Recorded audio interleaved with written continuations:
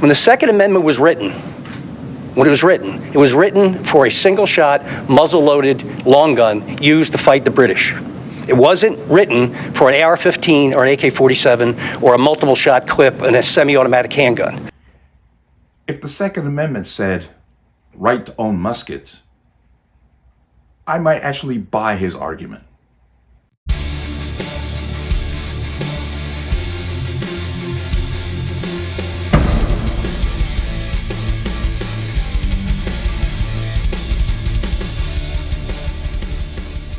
Welcome to another installment of the Connecticut Gun Bench. Today's video is brought to you by P.A.N. Firearms, LLC. P.A.N. Firearms, your NRA certification and multifaceted gun training.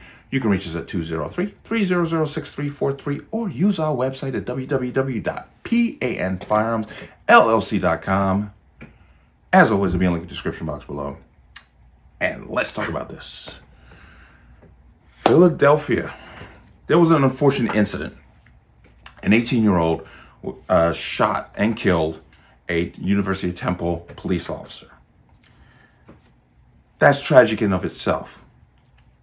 But to make it even worse is the exploitation by the Philadelphia mayor of that incident to make, quite honestly, just backwards statements. But I'm going to go ahead and play his little clip there. And I found it I couldn't help but wince a few times as I listened to it because I'm just like, where's this guy coming from? But let's go ahead and let you watch it. You make your own opinion. If you look at the state of New Jersey, the state of New York, and the city of New York that border us, don't have the problems that we have. This is a gun-crazy state. And you can go, with you and me, we'll go right out to Oaks and Trooper, and we'll buy because if they're available and they're in the house or they get them from some other nefarious process. The point is there's too many of them and they're too easy to get. On Sunday, I took a drive out to Glen Mills just to be out in the suburbs, in the country for a little bit. And we stopped in a restaurant, and I didn't realize the restaurant was a BYOB, so we got back in the car and we went to Wegmans to buy a bottle of Prosecco. There was a man in front of me who looked like he was 70, 80 years old. He was buying 8 bottles of wine. They carded him first, okay, at 80 or 70. And then they made him buy 4 bottles of wine and take them to his car and come back and buy 4 more. If we control guns like we control the sale of liquor and wine, we'd be in much better shape than we are now. It's ridiculous. It's ridiculous. And the other issue is, and I've said this before, and you know, media shakes their head. When the Second Amendment was written, it was written for a single-shot, muzzle-loaded long gun used to fight the British. It wasn't written for an AR-15 or an AK-47 or a multiple-shot clip and a semi-automatic handgun. And that's the problem. I don't think our founding fathers even considered what we're going through today. And so this Second Amendment stuff is it's all about money. All the problems that we deal with in society, whether it's gun violence or it's opioids or heroin, it's all about money. And it's about the gun manufacturers and the gun dealers and conning people that somehow limiting that is against our constitutional rights. I was just asking if city leaders are doing anything to kind of research whether or not, or look at how teenagers are getting guns, because there's so many teenagers that get guns every day. I'm not talking about the gun laws, I'm talking specifically about teenagers. But it's about the gun laws, because when I was 15, I never saw a gun. Gun laws have been the same. I never saw a gun when I was 15, 16 years old. I wouldn't even know where to go and look at one. And now they're in everybody's waistband. So the government and the state and the government in the U.S. need to do something to limit this. They don't have this problem in Canada. They don't have this problem in Europe. They don't have this problem in any place where you can't get a gun. And they have less of a problem in New Jersey and New York. You heard that and you saw that. Okay.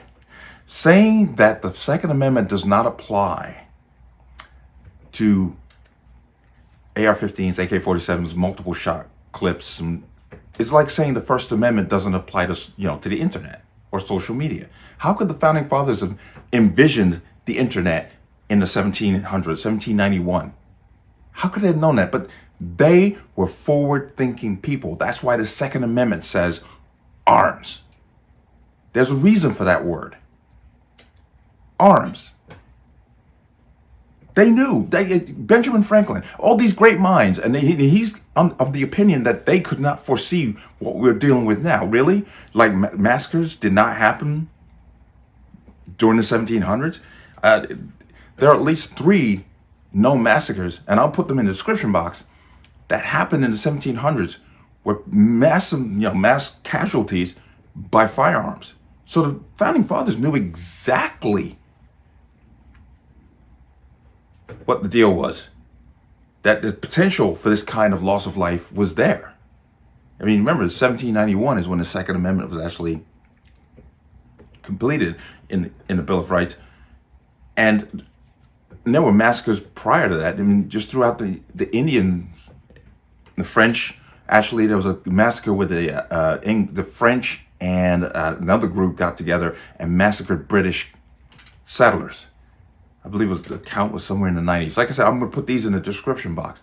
But these massacres happened during the formation of the Second Amendment and the Bill of Rights. So for him to say that they couldn't foresee this is idiotic. And I like how he compares himself. He compares Philadelphia to New York, New Jersey. You go to New York and talk to those people. Yeah, they may not have a gun problem, but they got a freaking crime problem. Once again, this is another person who seems to think that violence begins and ends with the firearm. Oh, this man in front of me, they made him take 4 bottles of wine out and then come back. Well, purchasing alcohol is not a right. Let's start there. 2, a felon can buy alcohol. A felon can't buy a gun. And if you really want to encapsulate this 18-year-old should not have had access to that gun. So what gun control measure could you come up with that would have prevented it? But I'm gonna jump into here because this to capture, just to catch on to is when it was, if you don't back gun control, you don't back the blue. How idiotic is that? What does gun control have to do with supporting your local police department? How many times have we seen a police officer in trouble, deadly force is being used against him by a perpetrator, and a civilian steps up and shoots the perpetrator? Once again, I'll leave those in the description box. Maybe he can explain that, because it's happened multiple times. Gun control has nothing to do with violence. Okay, but let's jump into here. I can come down to here.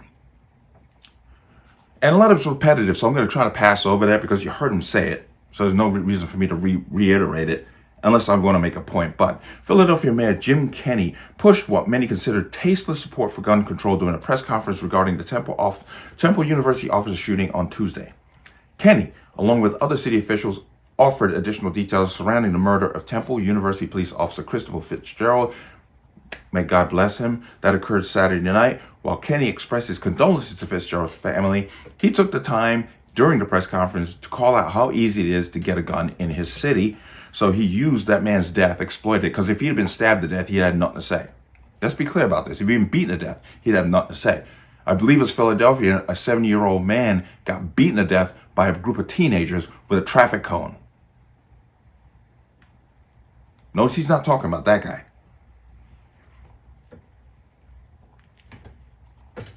I'm not even going to get into that because you heard it.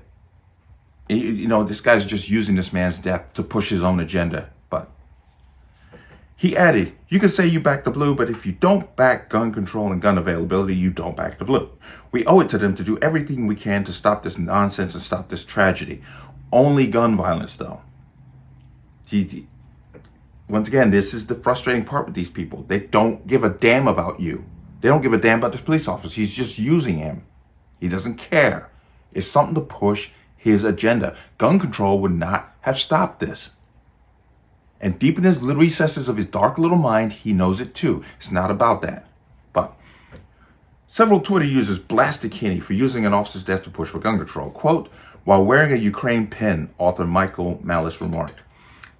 Empty suit mayor who brought back 90s crime rates to his city wearing a Ukraine pin, blaming a police officer being killed by a thug on everyone but himself.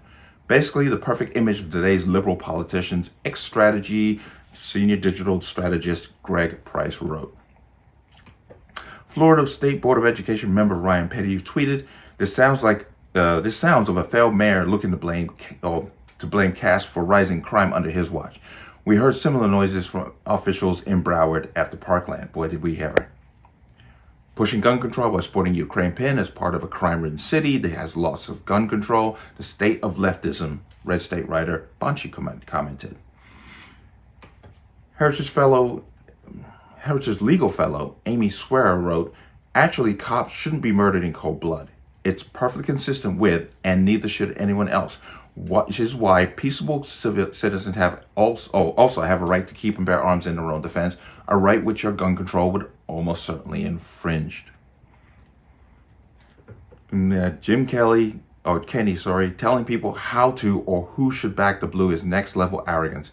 This guy is completely oblivious to his self-created surroundings, radio host Nick Kayo tweeted. So, there's, and of course you heard him say that the Second Amendment wasn't written for AK47s, AR15s. It was written for single-shot, muzzle-loaded long guns.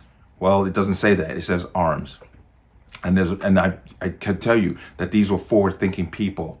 It's just as the Second Amendment, the First Amendment does not say you are limited to a quill and parchment to express your views.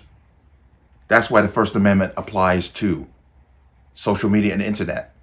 As the Second Amendment applies to AR-15s, AK-47s, and magazines over 10 rounds. He's basically just using this officer's death to push his own agenda, and that's shocking within itself. Not surprising, per se, but shocking and disgraceful. But we all know that the Constitution, and a lot of people like to call it outdated. And those people who call it outdated, when you ask them, well, what would be a revised version? What would replace it?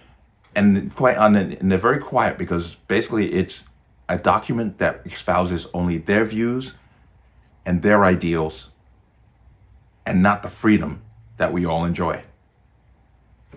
But let me know what you think. As always, you can leave your comments in the comment section below. And as always, any statements of violence or statements that lead to violence will be removed. Please like, share, comment, subscribe. Don't forget to hit that notification bell so you're notified the next time a video goes live. I will see you in the next one. Peace.